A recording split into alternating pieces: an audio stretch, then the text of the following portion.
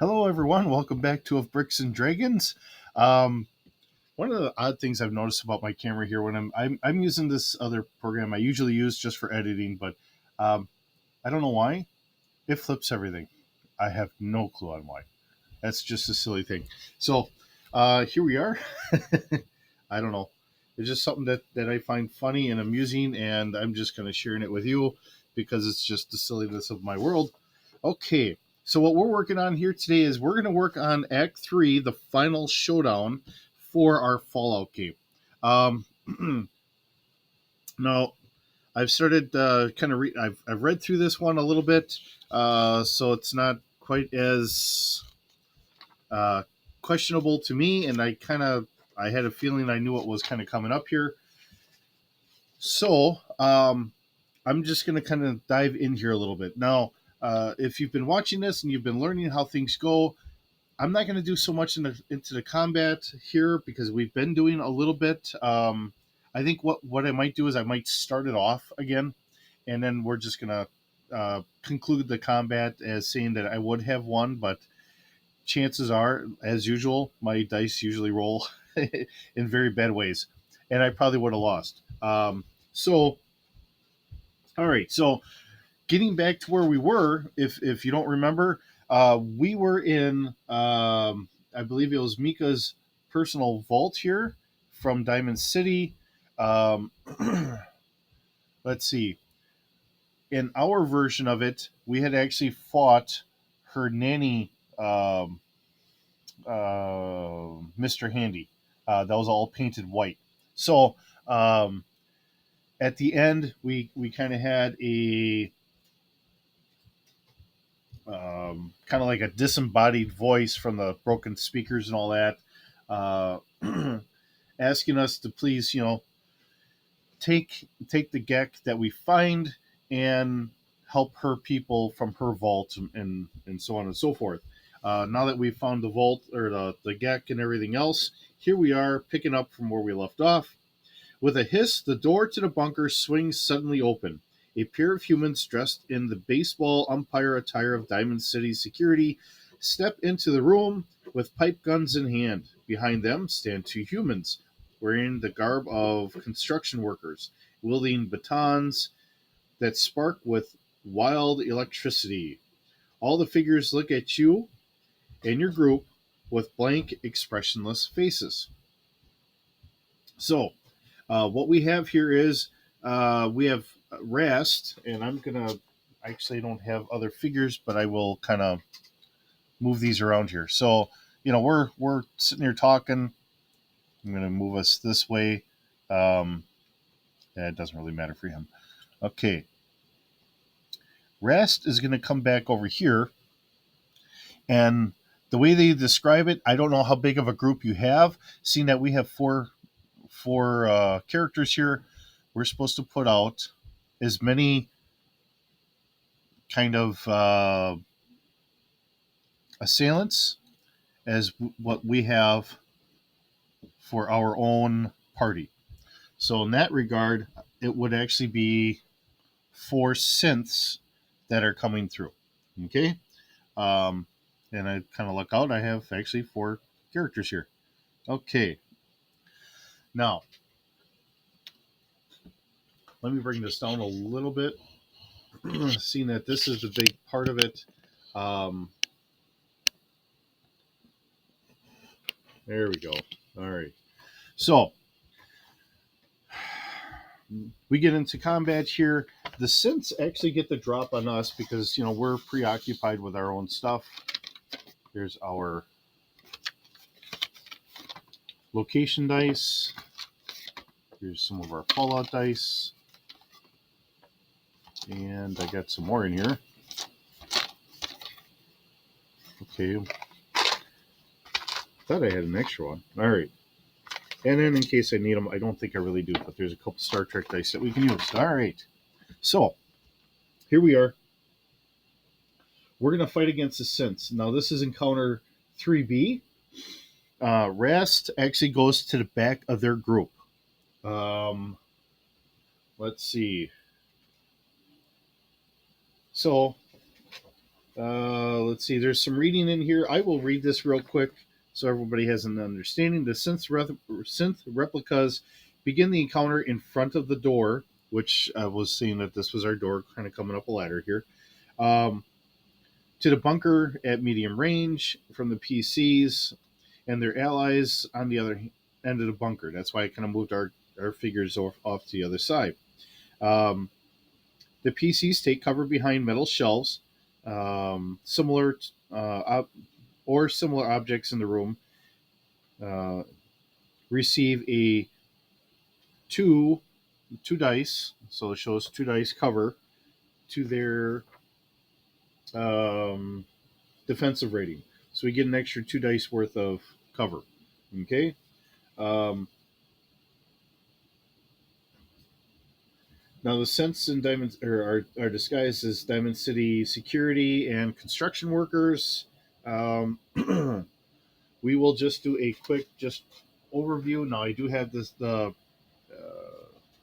stats here for the synths. They're level 4. Now keep in mind I have not leveled my characters up. I've just been doing this just as the base characters and everything else. Our characters should probably be at level 4. I'm doing this so we can understand how the game mechanics work and all that. That's why I want to kind of go through this just a little bit here. I'll go through one round and then we'll go from there. Okay, so I'm going to have this synth and it's going to go after. We're just going to roll a 1 through 4 here. 5, that's a reroll. 5, that's Jesus. 2. Okay, so it's going to be hitting. Now that's actually a gentleman. Let's see. I believe that is our survivor here, Happy Tommy Doyle. So Tommy gets attacked here. Okay, so now I have to roll. Now the synths have auto pipe gun has a target number of 8. So that's a fail. That's a success. So misses. Our next one here, 5. I don't know why 5 wants to keep coming up. Okay, that's our Vault Dweller. Target number of 8. This one hits. Okay. And that is our Vault Dweller here. That is Augusta. All right. So when I roll the location, it says the torso, which I do have armor here, has no physical. Seeing that these are pipe guns, that would be physical.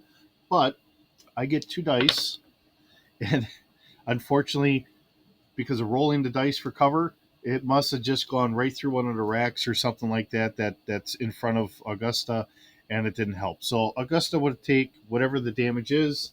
The rifle does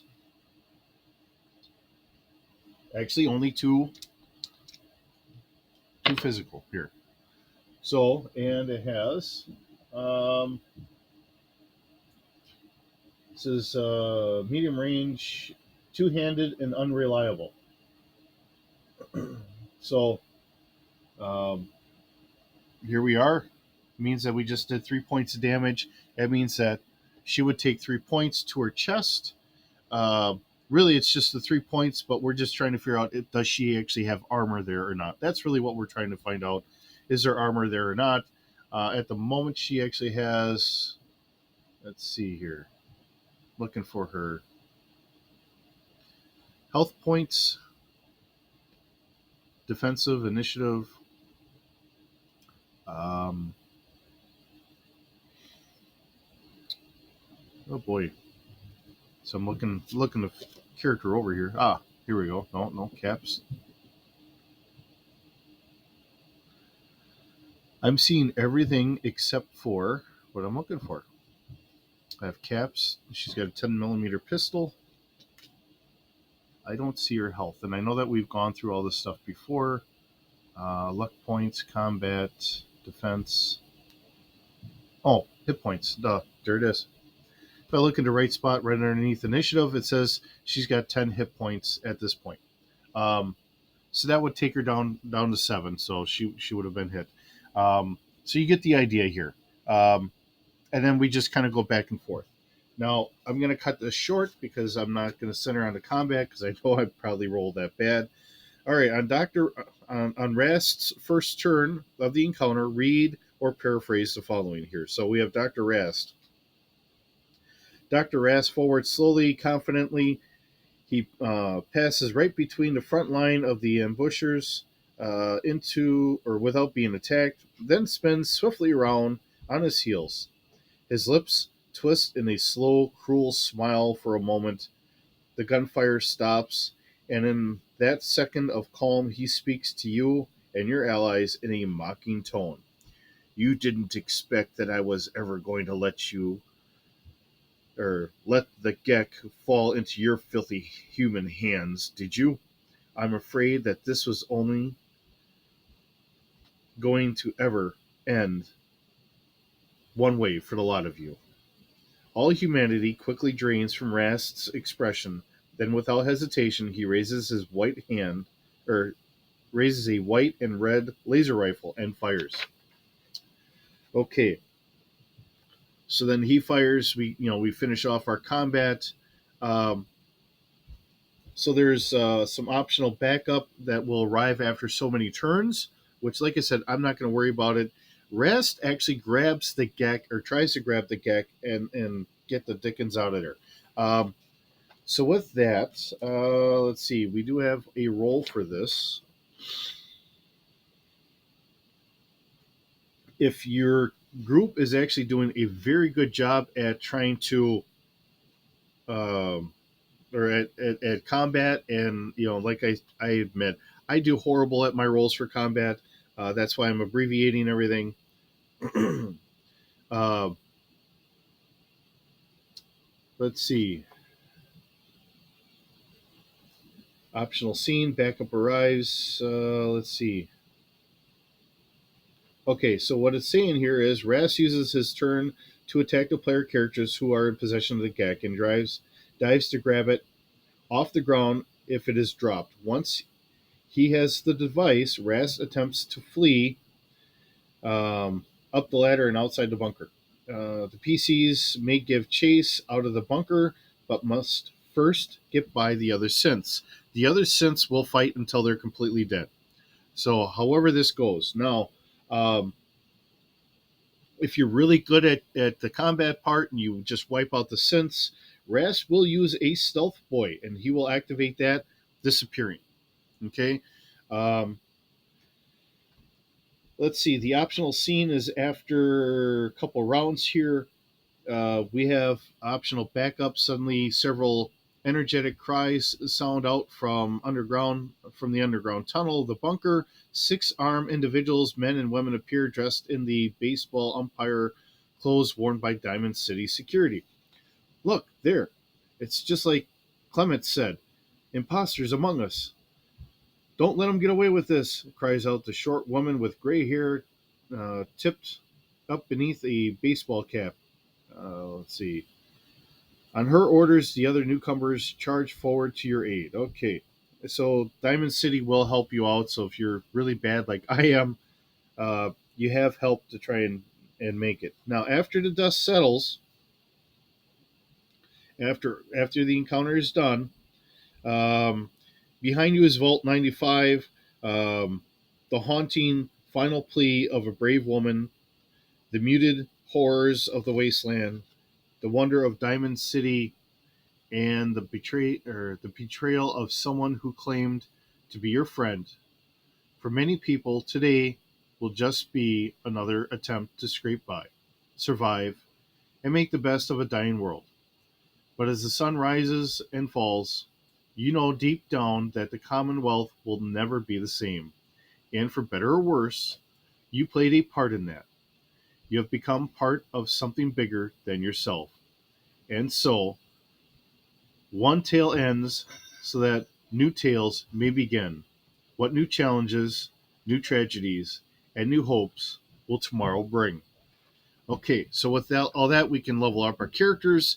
The conclusion here is if we actually had possession of the Gek, if we managed to keep the Gek, we can try and get Tamika's Volt 95 um, we can try and find a place to actually use the Gek and hopefully bring prosperity back to the wasteland and get a nice fertile ground. Now, remember, when you use the Gek, in in in my mind, it's almost like the Genesis device out of Star Trek, right? Uh, you don't want to have any animals, no settlements, no nothing, because it will destroy everything and try to rebuild it all brand new. Um, so I'm going to read here. If you're in possession of the Gek here, the entire world around you turns white with a flash of light, not unlike ground zero of an atomic explosion. Strange colors and stars dance around your vision as the light dies, as though some unseen music. At last, the world comes fully into view again, and the bounty of the Garden of Eden creation kit is revealed. A lush paradise of grassy plains, beautiful woods, crystal blue lakes, mineral rich hills, and colorful flowers rarely seen since the world died so many years ago.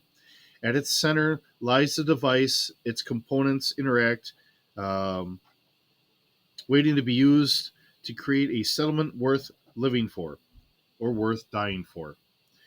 And not everyone is with you. The one who activated the device is simply gone without a single sign that they ever existed at all. So, in other words, remember, if you used it at a settlement, everyone there at the settlement was going to die. So, whoever activated this, they're no longer going to be here. However you decided to do that. Um, so that really kind of finishes off everything that we have in this starter campaign. And it is a nice way to start it off, whether you actually get the Gek or not. Um, Now, from here, I'm going to make up new characters, and we're going to be in Wisconsin. We're going to start us off in Green Bay. So I'm going to start piecemealing things together, trying to get things going here, so that way, between doing Lego stuff and everything else, I'm trying to do a campaign for us with our Fallout, as well as a campaign for Star Trek. So uh, be patient with me, please. We'll get things going, we'll keep things going, and we'll go from there. Um, but with that being said, for today, thank you so very much for joining me around the pool table. Uh, we finished up this campaign. We will get some new characters. Even if I use these characters and I just level them up to whatever, we could do that too. Not a big deal. And we'll see what I come up for with a Green Bay area. I don't. Hopefully, I don't get on somebody's watch list, because I do want to kind of see as to what our projected nuclear missile strike thing is here in Wisconsin. So hopefully I have an idea as to how much wasteland and everything else is supposed to happen. I figured that if it's already up on a government website, which I do know I've seen once, um, let's be honest, Wisconsin doesn't have a lot of the major mega cities like, New York and California and all that stuff. I do know that there are supposed to be some nuclear missiles aimed at Wisconsin, um, and we'll see how things go and what I can come up with from there. But whether or not nuclear missiles hit or not, I figure if there's not very many, that might mean that we have a lot more ghouls and maybe a lot more feral ghouls. Um, and then I will come and figure out about what kind of Fallout structures and stuff like that. I think I might label them in like the 200s or something like that, because I have not seen anything in the 200 range. So I think that's what we're going to do. All right. With that, have a good day. Again, thank you so very much for joining me around the pool table. Um, I'm always happy to have you here, and I'll see you in the next video.